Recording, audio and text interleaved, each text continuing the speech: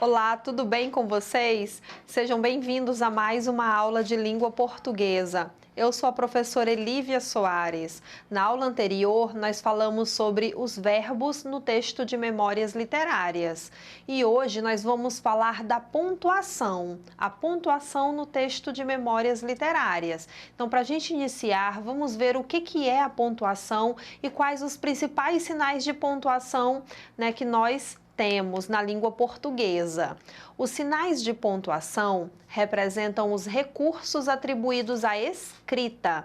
Então, na oralidade, na fala, nós não temos sinais de pontuação. Nós temos a nossa entonação. O tom de voz vai definir se é uma pergunta, se é uma exclamação, se é apenas uma frase declarativa. Então, é o tom de voz que vai definir a sua expressividade.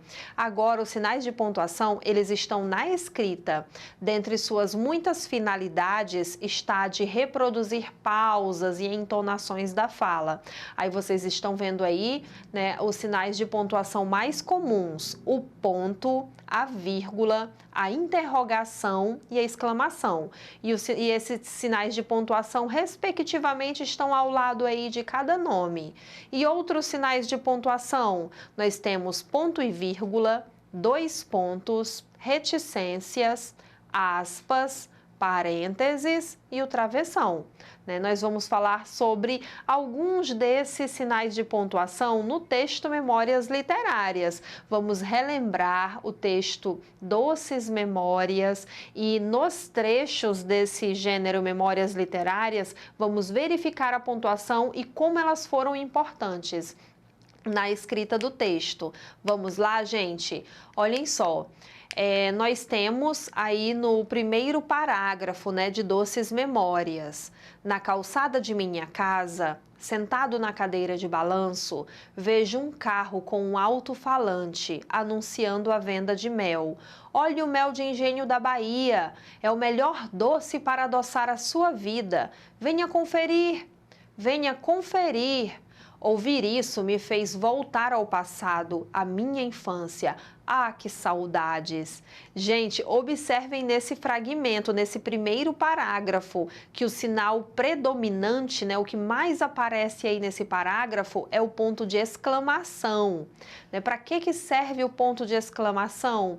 Ele é utilizado para exclamar. Assim é colocado em frases que denotam sentimentos como surpresa, desejo, susto, ordem, entusiasmo, espanto. Então, o homem vai passando num carro com um alto-falante, está querendo ali vender o seu mel, então ele vai falar com entusiasmo. Olha o mel de engenho da Bahia, é o melhor doce para adoçar a sua vida. Então, por isso foi usado o ponto de exclamação. Imagina se fosse utilizado apenas um ponto, não teria o mesmo efeito na expressividade desse homem que vende o mel, Então, vejam quão é importante os sinais de pontuação na escrita. Sem eles, não vão dar a ideia que o autor, que o narrador quer passar.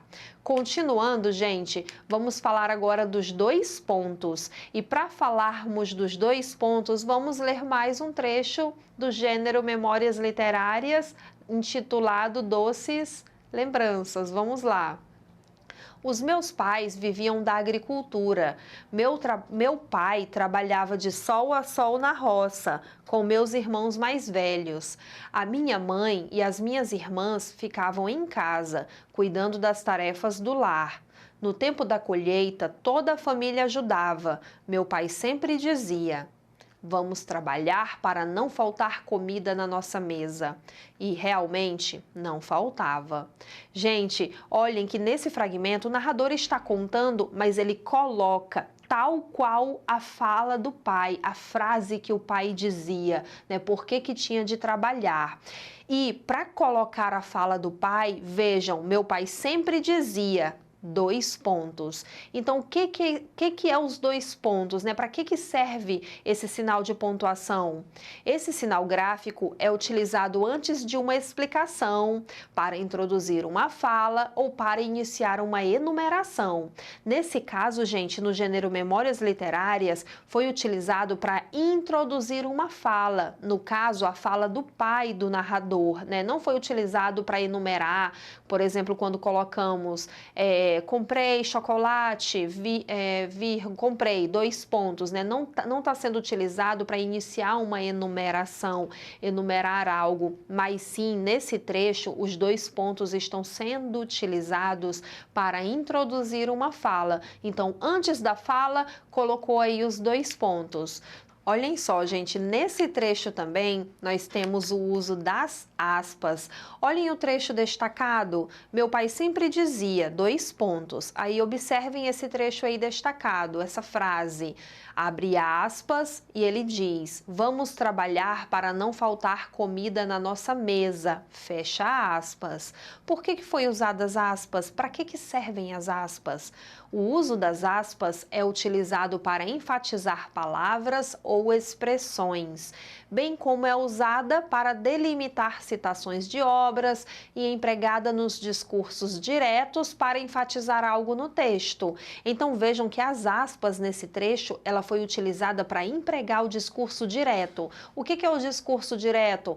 É a fala de alguém. Então, para representar a própria fala, a transcrição exata da fala do pai, foi colocado o uso das aspas, né, nesse discurso direto.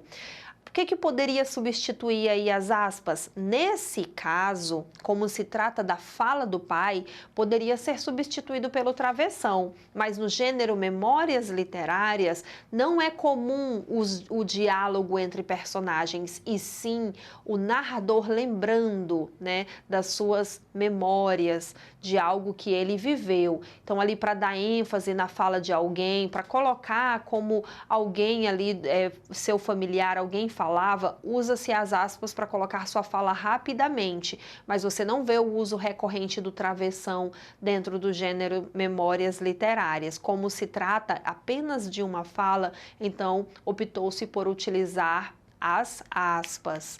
Continuando, gente, sobre a pontuação no gênero Memórias Literárias, vamos falar agora das reticências, aqueles três pontinhos que muita gente chama de três pontinhos, mas o nome desse sinal de pontuação é reticências. Vamos ler esse trecho. Posso dizer que vivi tempos de fartura.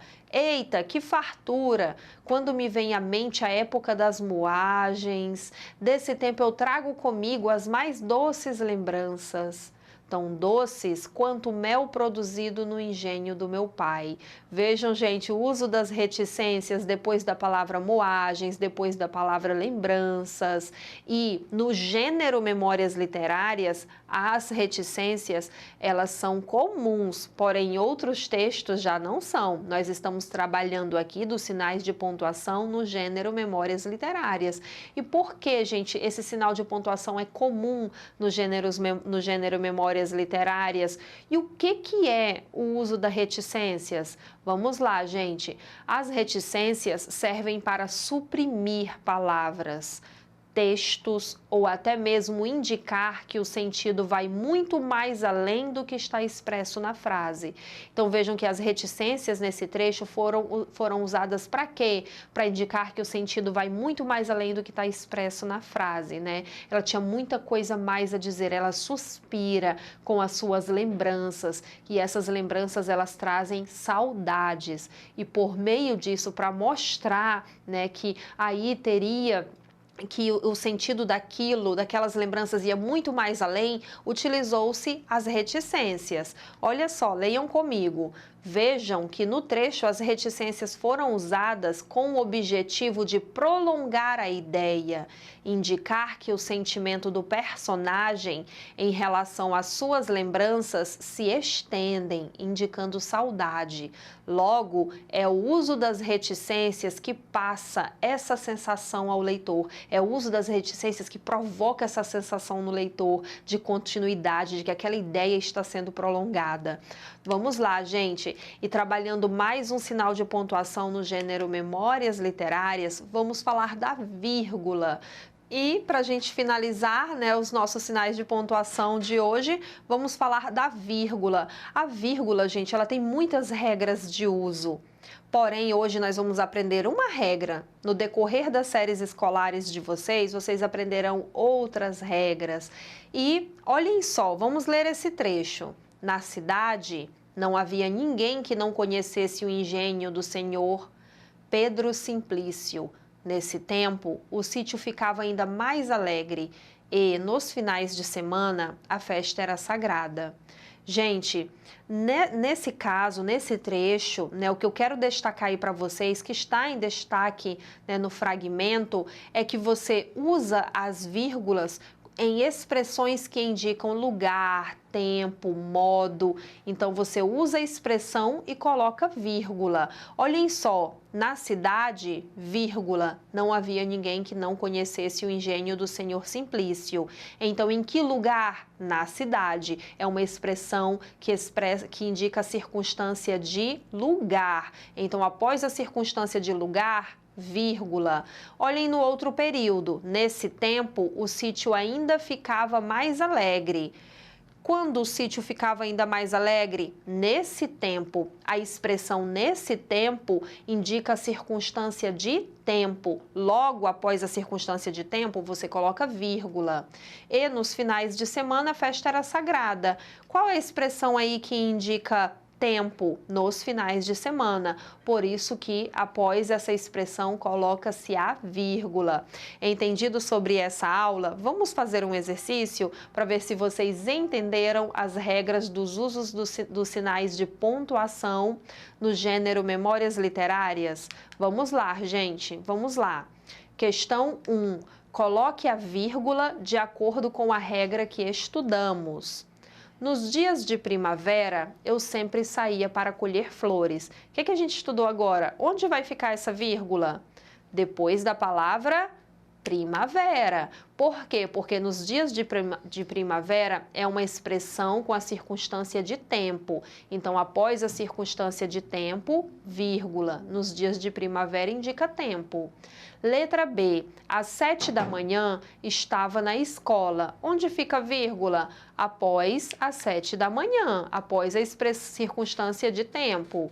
Letra C. Na sacada da casa do sítio, eu olhava meu pai colhendo frutas. Em que lugar vai ficar a vírgula, gente? Após a palavra sítio, pois toda essa expressão indica lugar, que o enunciador olhava o pai colhendo frutas. E vamos à questão 2. Nas frases abaixo, há um sinal de pontuação incorreto. Indique. Letra A. Vou comprar agora mesmo. 2 pontos. Protetor solar, água e fruta. Vejam a letra B. Que susto! Gente, então na letra A e B a gente já consegue detectar 2 sinais de pontuação colocados de maneira errada. Ele vai enumerar, então depois, na letra A, depois de protetor solar, deveria vir vírgula e não ponto e vírgula. E na letra B, a frase que susto denota espanto, né? Susto. Logo, o que deveria vir? Não o ponto, mas sim o ponto de exclamação. Temos aí gabarito B, mas vemos também que na letra A, no lugar do ponto e vírgula, deveria ter sido usado somente a vírgula. Essa foi a nossa aula de hoje. Espero que vocês tenham entendido o uso dos sinais de pontuação que estudamos e como eles são importantes na escrita, para não gerar ambiguidade, para realmente ser claro naquilo que você quer escrever. Revejam esta aula novamente. Não esqueçam de acessar a plataforma Eduque Acre. Obrigada.